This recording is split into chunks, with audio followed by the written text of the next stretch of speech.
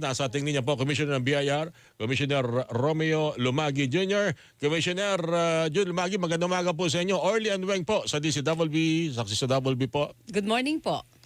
Good morning sa inyo, Weng at Orly, at sa mga taga-subaybay ng inyong programa. Dinutumog na ba ang mga BIR Regional Offices, Commissioner, ngayong huling araw ng pagpapile ng ITR? Ang inaasahan po naman natin na po hindi po masyadong maraming tao dahil naging agresibo po tayo sa mga online filing and payment. Pero so far, base sa monitoring ninyo mga nakaraan hanggang sa araw na ito, doon sa online payment natin, malaki po ba yung volume ng mga taong sumunod doon sa pagtupad ng kanilang obligasyon sa pagbabayad ng buwis? Opo, marami naman pong nagpa-file at nagbabayad. Ngayon lang po, dahil marami tayong inaasahan ng mga bagong registrants sa mga online sellers, ay yan po yung tinututukan po natin, yung compliance din po nila. Actually, Kumusta yan po ang ang compliance ng mga online sellers? Nung last year po, nung last quarter or second half ng last year, ay marami namang nagrehistro. So ngayon, ang inaabangan natin yung kanilang filing ng ITR. Mukhang marami ng ganyang paraan ng pagbabayad. Online na lang po, no? Lalo na ngayon siguro, Commissioner. Opo, ngayon po kasi talagang ang gusto po natin, lahat po online para hindi na sila kinakailangan pumunta. Kahit weekend, pwede po nilang gawin. Ang mga pwede pong mag-file lang ngayon ng manual, yung mga micro and small business enterprises dahil yung forms ay iba po, pinaiksi po natin. Oo nga po eh. Mukhang wala pa yatang aakma sa online payment. Pero ano hong target natin, Commissioner? Ngayong April 15 na deadline and pangalawa dyan, laging mga nagre-request. Total, mahal na araw, baka i-extend dyan hanggang April 21 o 22. Commissioner, meron ba pagkakataon ganun? Ngayon po, wala na pong extension ang deadline po natin. Ngayon po talaga ang last day dahil nagbukas naman po tayo na nakaraang 2 Sabado, lahat ng opisina, tas yung mga bangko rin po natin nag-open, may extended banking hours po ng 8 to 5 at nagbukas rin sila nung 2 Sabado. Ay, bukod po doon sa online sellers, Attorney Lumagi, paano yung mga vloggers? Ngayon ba, mahigpit na rin na monitoring sa kanila kasi ang lalakas kumita ng mga yon? Opo, lagi po rin natin tinututukan yan. Kahit po mismo tayo, tinitingnan natin yung mga nandyan sa TikTok, sa lahat ng social media, tinitingnan po natin yung mga compliance po din nila. Okay. Halimbawa, last day ngayon ng filing ng ITR tsaka yung payment ng kung ano man dapat bayaran nila, Commissioner, paano po kung hindi makahabol? For whatever reason, ano ang kanilang pananagutan sa BIR at sa batas? Kapag hindi po sila nakapag-file at nakapagbayad ngayong April 15, ngayong araw na ito, magkakaroon po sila ng interest at penalty. At yung interest po 12%, surcharge na 25%. At yung interest po na yan, patuloy ang pagdagdag niyan hanggat hindi nakakapag-file at nagbabayad. Per day? Opo, yun po, per day po, pero 12% per annum naman po yan. Per annum. So para bang hinahati natin sa bawat araw sa isang taon? Ganun po ba yun? Sa bawat hindi siya nakakapagbayad bawat araw? Tama po. Ayun. Interesado lang ako malaman, Weng, Commissioner, magkano ba ang ating tinatarget na makukuha sa mga online selling na yan, pati sa mga nagbablog, Commissioner? Malaking bahagi po ba ito ng ating makukuha pondo ngayong April 15 na deadline? Inaasahan po natin na malaki dahil ilang daang bilyon po ang transaction na dumadaan po sa mga online at saka sa mga vloggers. Kaya po kung itatranslate po natin, kung magbabayad po yan ng tamang buwis, malaki-laki po talaga ang makukolekta natin sa industriya na yan. Meron po kayong figure na tinataya, Attorney Lumagi? Wala pa pong ma-estimate po ngayon dahil ina-analyze pa po namin yung pasok since nung November, nung nakakuha po tayo ng withholding tax. Tapos ngayon pong annual na filing, i-match po natin yan. More or less magkakaroon po tayo ng idea. Okay, ito yung pinag-uusapan natin, Orly, yung mga nagbabayad ng buwis. Doon naman po sa paghahabol natin sa mga hindi nagbabayad ng buwis, Attorney Lumagi, ito yung mas madalas dyan, may mga, bukod doon sa mga smugglers, hindi ba? May mga legitimate businessman na hindi talaga nakakapagbayad religiously ng buwis eh. minsan talagang nandadaya na lang sa kanilang operasyon o nakakaligtaan. Pero ibang usapan pag bilyonaryo na milyonaryo ang kadil ng BIR. Mhm. Lagi po natin na tinututukan din po yan, katulad nga po ng gumagamit po ng mga peking resibo. Patuloy ang pagsampa natin ng kaso. Nakita rin po natin na malalaking kumpanya po at mga sikat po na kumpanya na asuhan na po ng Department of Justice sa korte at tinatigan po tayo dyan. So patuloy po ang paghahabol natin sa kanila at pagdating naman po doon sa mga negosyante na gustong mag-comply, yun lang talagang nakakaligtaan na nagkakamali, ay mas magaan po tayo sa kanila at pag nakita po natin na gusto naman talaga nila mag-comply, tinutulungan po natin yan. Pero yung mga talagang tax evaders at walang intention magbayad ng tamang buwis ay hinahabol po natin yan at kinakasuhan po natin. Magkano po ang may pag-aaral ba kayo sa BIR kung magkano yung tinatawag na tax leak sa atin sa ngayon kada taon, Commissioner? Malaki-laki po, no? Iba't ibang industriya po kasi yan. Ang isang pinakamalaking ng tax leakage po na meron ay yung sa excise tax.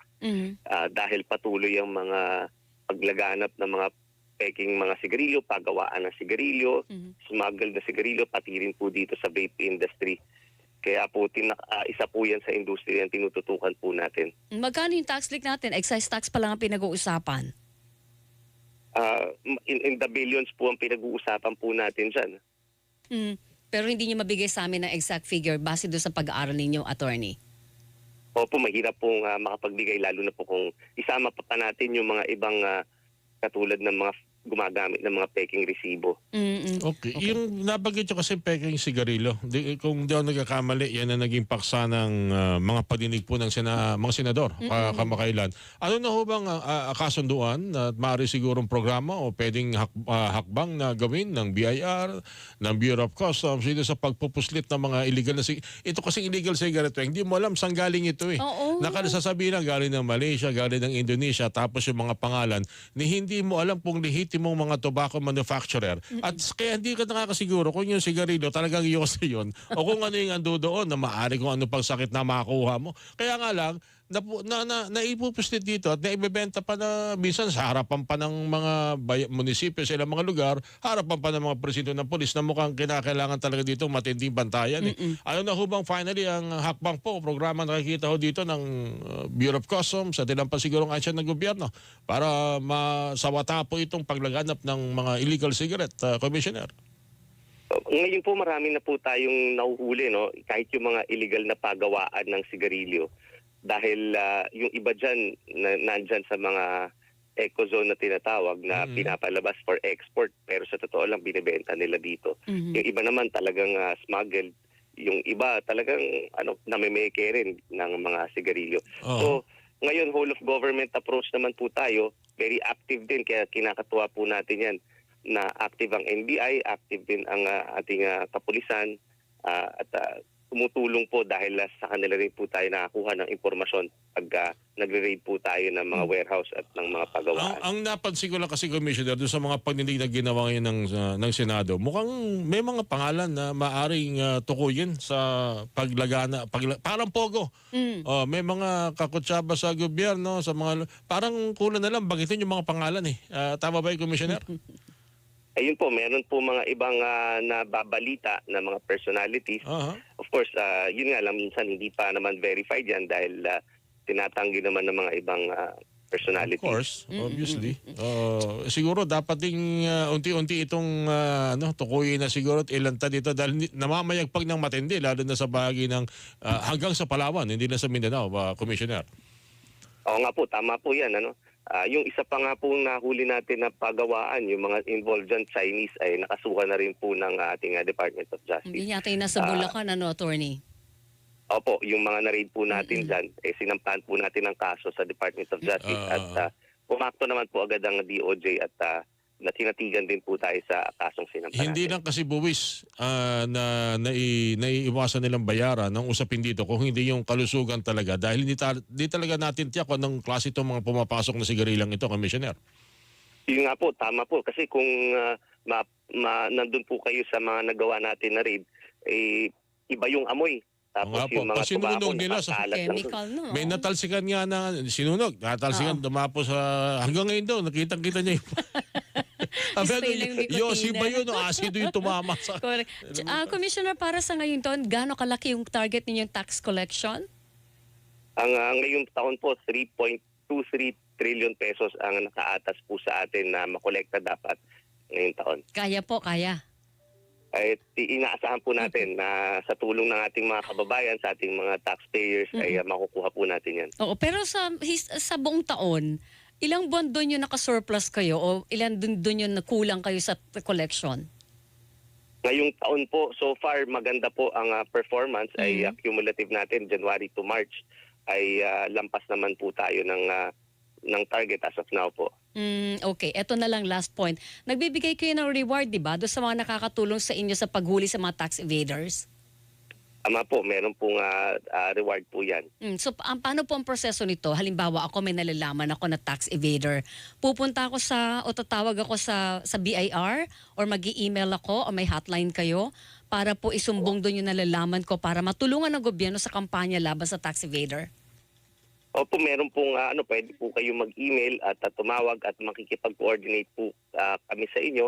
Ang importante po dyan kasi makapagbigay ng mga impormasyon at mga dokumento na wala pa sa aming impormasyon, wala pa sa amin yan. Okay. So, talaga and it will lead to collection. Okay, kung halimbawa magtagumpay ang kaso do sa tax evader na binigay sa inyong impormasyon ng isang impormante, matatanggap niya yung reward after na po ng conclusion ng kaso once declared Tama po. na guilty ng korte. Kahit hindi po guilty, basta nakolekta po natin, meron na po yun. Basta nakolekta yung hinahabol na amount. Tama po. Normally, ilang porsyento yon? Nasa mga 20%, pero hindi lalampas na 1 million. Okay. Whichever is higher. Tama po. Okay, top 1 million. Kita mo yan, Orly? Oh. Oo nga. Tulungan niyo ang gobyerno mangolekta ng buwis. Oh. Anyway, Commissioner, kami makikibalita sa inyo siguro after ng Holy Week, after Easter Sunday, kung meron tayong good news sa Easter Sunday, dito sa pagbabayad ng ating obligasyon, dalawang bagay kasi hindi natin talaga may iwasan sa mundong ito. Bukod sa kamatayan, Yes. pagbabayad ng buwis. Correct. Commissioner, maraming salamat po sa inyo. Ingat po Sir, kayo. thank Opo. you. Good luck po. Maraming salamat din po sa pagkakataon at lahat po tayo magbayad po ng tamang buwis para tagumpay po natin lahat yan.